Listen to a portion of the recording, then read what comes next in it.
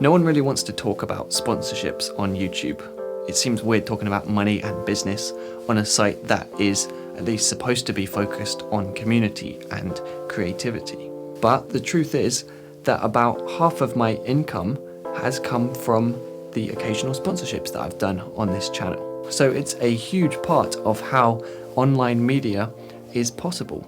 So if we're planning on watching or creating any content online, then we should probably have a bit of an understanding of how brand deals work. So in this video, we're going to get into the different ways that money is made, then some of the ethical dilemmas that I've experienced working with brands, and finally, I want to share some tips and stuff that have really helped me to get sponsored and to work with brands. Okay, so let's start simple. The first type of sponsorship that I got was a company sending me a product to be featured in a video. It's the easiest one for the company, basically doesn't cost them any money, and they don't have any other involvement in the video. All they know is that their product will be shown at some point. If you've got a bigger channel, they could give you some money as well as or instead of a free product, but either way, it all counts as sponsorship. However, it's a bit different if the company is telling you what to do in the video. So that could mean that they're telling you what to say,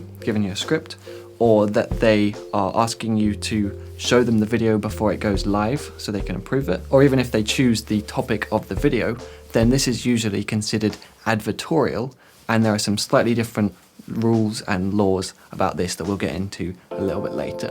And the final main type of sponsorship is the affiliate deal, where a company will give an audience a discount code or a link, and then any purchases made through that link or code will basically earn the person who made the video or blog a commission. It's usually about 10%. Unless the affiliate links are from Amazon, where they don't even give the audience a discount, and the creator usually gets 5% or less.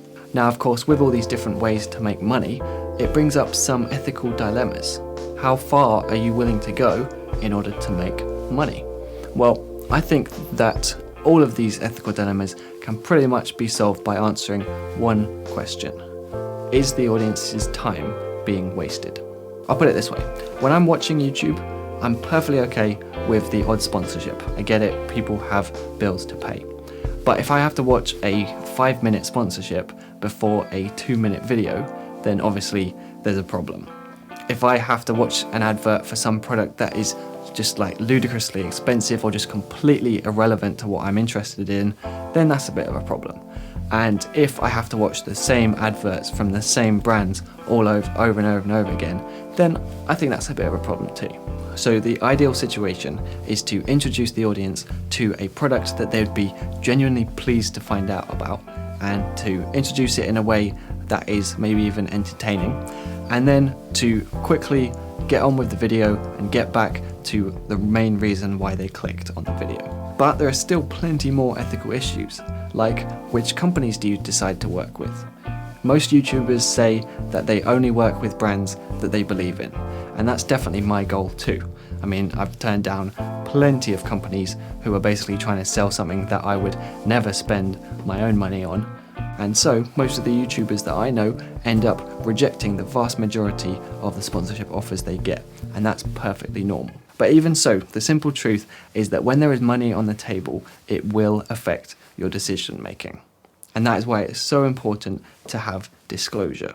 Because there have been plenty of scandals where YouTubers tried to sneak advertising past their audience. Just Google CSGO Lotto if you want to see some of the worst.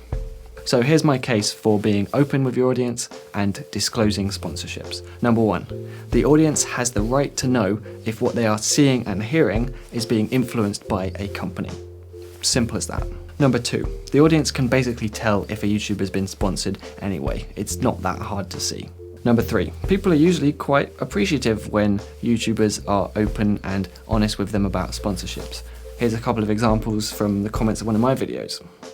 And if those 3 reasons still aren't enough, then just remember that it's actually illegal not to tell people about your sponsorships. Now, the specifics of the law are a bit hazy, and it's generally a bit stricter in the UK, whereas you can get away with more in America, but here's a really quick summary. If you are given a free product for a video, then you are required to tell the audience that. For example, Meze sent me these headphones so that I would feature them in a video, but they didn't tell me what to say or what to do in the video, and they just definitely didn't choose the topic of this video. So unless the company had control of the content of the video, then you are allowed to receive products or receive payment, and this just counts as sponsorship. It's fine as long as you tell people what has happened. If, however, the headphone company had given me a script or said that they need to watch the video before it goes live to make sure that what I said was okay, then that would be considered advertorial, which is basically like classing it as a TV commercial, and under UK law at least, then you have to put the word ad in the title or the thumbnail, and you have to make it especially clear that what you are saying is being paid for by a company. And finally, if you're doing an affiliate link where you get a commission, then you just have to tell people that you are making money from it. For example, if you were to buy Film Convert, which is the color grading plugin that I've been using for years now, then if you were to buy it and use the discount code DSLRguide, then I would get a 10% commission, but you would also get a 10% discount. So the fact that I've said that I'll get a 10% commission basically means that it's clear I'm making money from that. It's not trying to be sneaky. And that is all that this stuff means about disclosure. It's just basically telling people, hey, there's a relationship, I'll make money from that. But I'll still put some links in the description for the official laws and all this stuff, because obviously that is important. So we can do sponsorships with a clear conscience, so long as we choose the right companies, we don't waste our audience's time, and we're just basically honest about how we're making money from it. But now it's time to get into how we actually get sponsorships and some tips that I've got for negotiating with brands. So I think there are two big questions that every single sponsor cares about. The first one is how many people are watching, and the second one is, are they the kind of people who would buy our product? So because of that, the honest truth is that it's going to be quite difficult to get sponsorships, anything more than just getting a couple of free products, if you have less than about 10,000 subscribers, roughly. So to start with, it's not even worth thinking about sponsorships. The primary focus should just be on trying to make good videos. And if you do that, then just trust that the sponsors will find you when they're ready. But even so, we want to be ready for them when they are ready for us. Now, the standard practice for YouTube sponsorships is to go through email. I think every single one of my sponsorships has started with an email, so you need to make sure that they can find your email address. So standard practice, put it in the description of every single video, maybe something like business contact and then your email address, and then also crucially in the about section of your YouTube channel. Cool. Then after that, just forget about it until they start coming to you. So once you start getting these email offers, 9 times out of 10, they will ask you how much you charge, rather than you asking them how much they're willing to pay. And so this is always really tricky, but you basically just have to use trial and error and try and guess. But after enough tries, you kind of get a feel for it, and then you can actually scale that up depending on how many views your last, say, 5 videos get on average. Because that's what it's all about, is how many views your recent videos have got. Brands typically don't care how many subscribers you've got, because subscribers don't mean views necessarily. So here are a couple of quick tips for negotiating with brands, most of which I've learned the hard way. Firstly, it's not unreasonable to get paid before the video goes live, or at the very least, get half your payment before it goes live. You do not want to be chasing them for payment when they've already got all of the advertising that they'll get. Next, if a company offers you an affiliate deal where you can get 10% of any purchases made, then just know that that is quite risky. There is a somewhat good chance that you'll get either very little money or no money at all. So it's perfectly fine to negotiate for a flat rate, because even if they don't make any sales from the video, you are still giving them publicity, and that is worth something. Okay, this is a big one. Always be willing to say no to a project.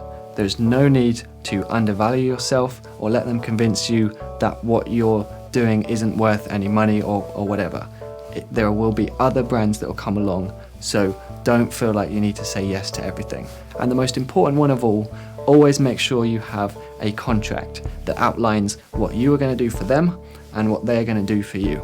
This should have every little detail you can think of, everything from when you're getting paid, how much you're getting paid, what you're going to do as far as the sponsorship, how many times are you going to show their product, how many times are you going to say the name. You can get super specific. Okay, so I'd just like to finish this by sharing some of my hopes for the future of sponsorships. For people watching videos, I hope that we can go easy on our favorite content creators when they do sponsorships. I think it really is just a necessary part of the whole process that allows them to make these videos that we enjoy. But at the same time, we need to come down hard on people who try and sneak their sponsorships past us.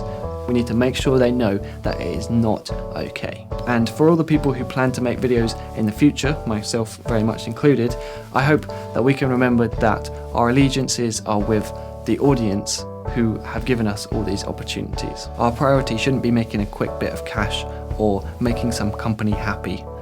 We should put the audience first. My name's Simon Cade, this has been DSLRguide, and I'll see you next week.